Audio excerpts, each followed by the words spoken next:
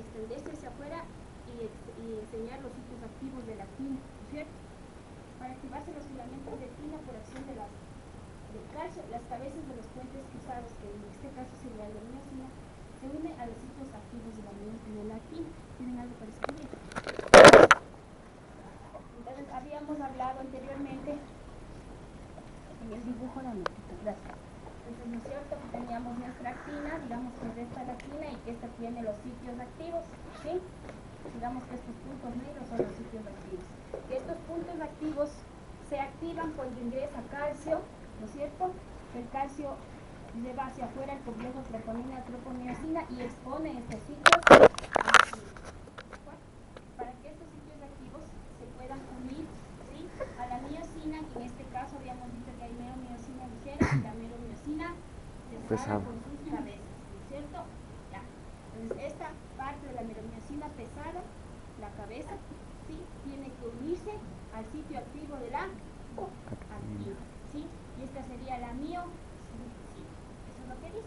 Al activarse los filamentos de actina por acción del calcio, es decir, enseña sus sitios activos, ¿sí? Las cabezas de los puentes cruzados, estos son los puentes cruzados, ¿sí? O las cabezas de aquí, esta sería la pesada, ¿sí? Las cabezas de los puentes cruzados se unen a los sitios activos de la actina, ¿no es cierto? Mire, la cabeza se inclina hacia el brazo. Aquí vamos a ver así. Entonces, esta cabecita de lo que estaba así, va a hacer esto de aquí, a hacer así, ¿sí? Se va a inclinar, esta es la cabeza, se va a inclinar esta cabeza hacia el brazo, ¿sí? ¿Para qué? Para que cuando esta se incline hacia el brazo, esta parte de la actina se vaya hacia adentro y pueda seguir hacia allá. Entonces, al hacer esta cabeza, de pasar de que está súper extendida, a unirse al brazo, esta situación se llama golpe activo, ¿sí? Cuando esta cabecita hace así y se une hacia el brazo.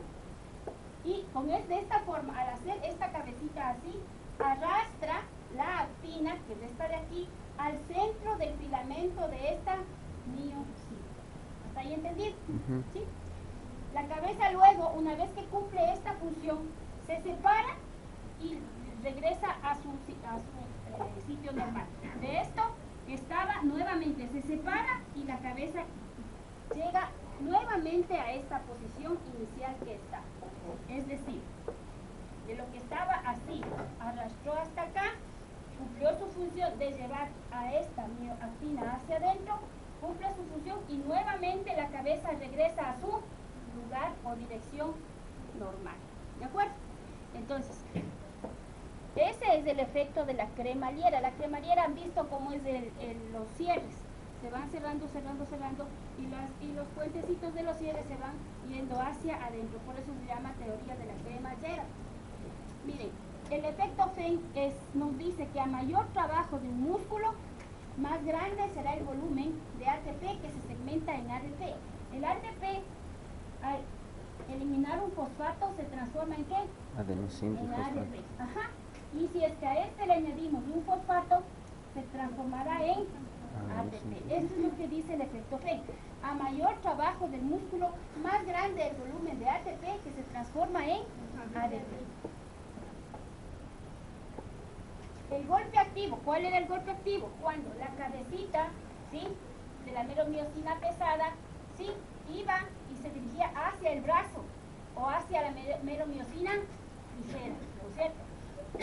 El golpe activo resulta de la energía que ha sido almacenada en la meromiosina pesada, ¿sí?, no de la energía derivada del ATP. Es decir, si es que yo les digo en el examen, el golpe activo gasta energía del ATP o de la energía que está guardada en la meromiosina pesada, ¿cuál es la respuesta?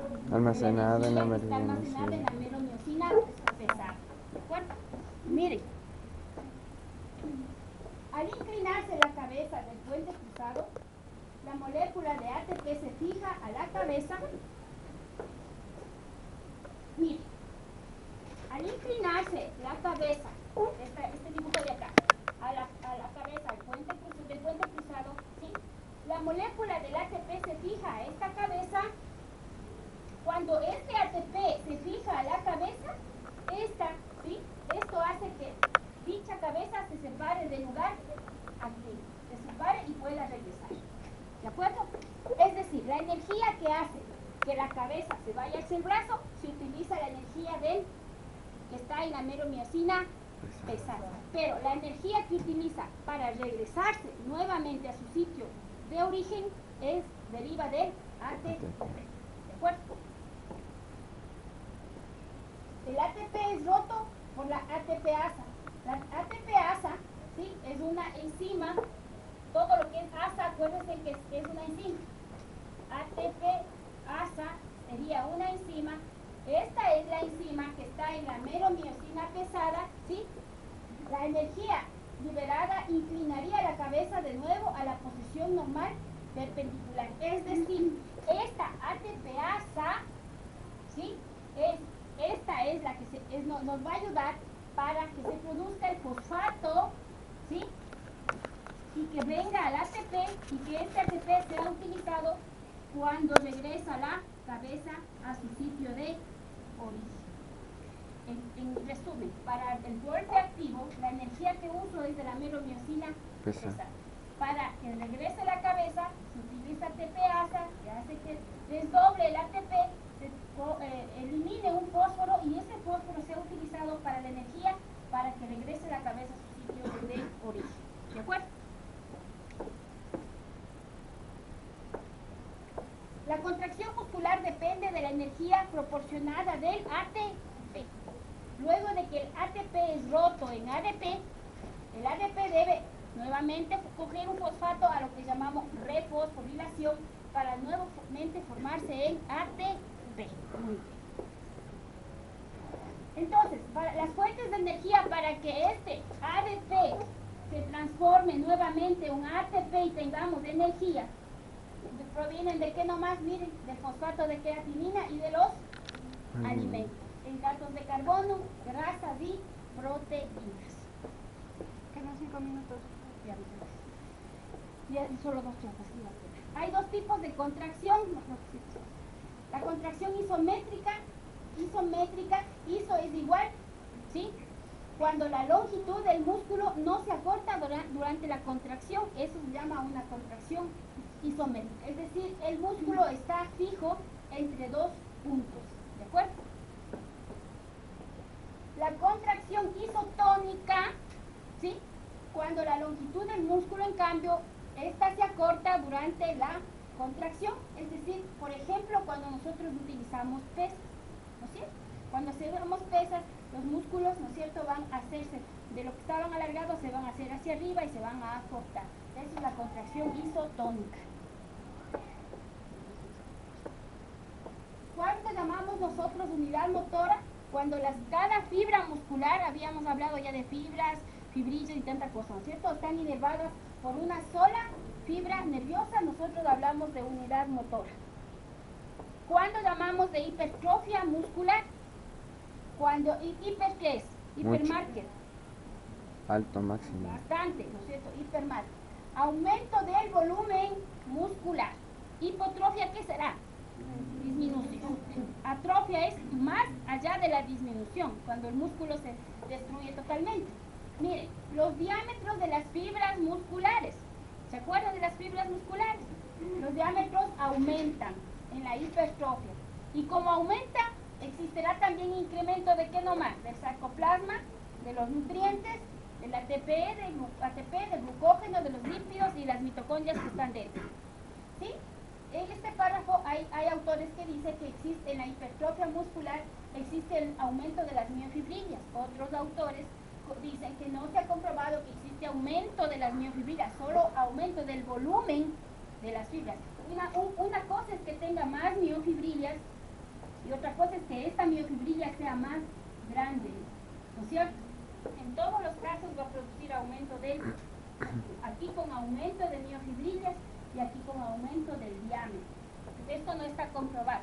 Para nosotros, 7:40. para fisiología, decimos en nuestra clase que es el aumento del volumen del diámetro de las fibras. Y acá, Entonces hay diferencias, ¿no? La hipertrofia miofibrillar y la hipertrofia sarcoplasmática. La hipertrofia miofibrillar es cuando existe un aumento de, ¿no es cierto?, de las miofibrillas, del volumen. Si ven cómo están aquí el volumen grande de las miofibrillas, ya están grandes, todo el músculo, todo este es músculo. En cambio, en la hipertrofia sarcoplasmática existe aumento porque hay más cantidad de líquido. Esto generalmente cuando se inyectan las personas los esteroides, ¿de acuerdo? Entonces un verdadero músculo será una hipertrofia muscular, no una hipertrofia sarcoplasmática. En los dos casos el músculo está aumentado, en este caso será con músculo y en este caso serán los músculos inflados o con agua que existe. Entonces, cuando es hipertrofia muscular va a dar más fuerza y la Claro. otra va a dar solo volumen. Solo volumen, perfecto. ¿Qué origina una hipertrofia? Una actividad muscular intensa, que hagan bastante ejercicio, y no se produce hipertrofia si la actividad es ligera, aunque sea prolongada. Es decir, nada saca a un deportista ir a hacer 2 horas de ejercicios, poco, sino más bien unos 30 minutos, pero de una forma muy intensa. ¿De acuerdo? Atrofia es todo lo contrario, la disminución del volumen muscular. ¿Y qué origina una atrofia? Es que no se utiliza el músculo. Por ejemplo, ustedes han utilizado el yeso, se han sacado el yeso y el músculo ha quedado, un brazo ha quedado más flaco que el otro, ¿no es cierto? Es porque el músculo ha disminuido el volumen o en enfermedades que imposibilitan la movilización. Entonces aquí tenemos el ejemplo de un músculo normal y un músculo que está disminuido, ¿no es cierto? Un activo y un inactivo. Todo lo que ustedes no activen el músculo se irá atrofiando. Ahí está un ejemplo de una atrofia. La rigidez cadavérica, ustedes ya han visto los cadáveres, en el músculo se contrae, se vuelve rígido, es por pérdida abundante de ATP, ¿sí? Los músculos en estas personas siguen contraídos porque pierden todas las proteínas del músculo que existían y generalmente está producido, ¿sí?, por esta regresión, por las enzimas que salen de los lisosomas. Generalmente tenemos una rigidez total en 24 horas, es decir, una persona que muere ahorita en 24 horas, en un día tendrá totalmente la rigidez que tiene el cadáver. Ese es el ejemplo de una rigidez cadavérica.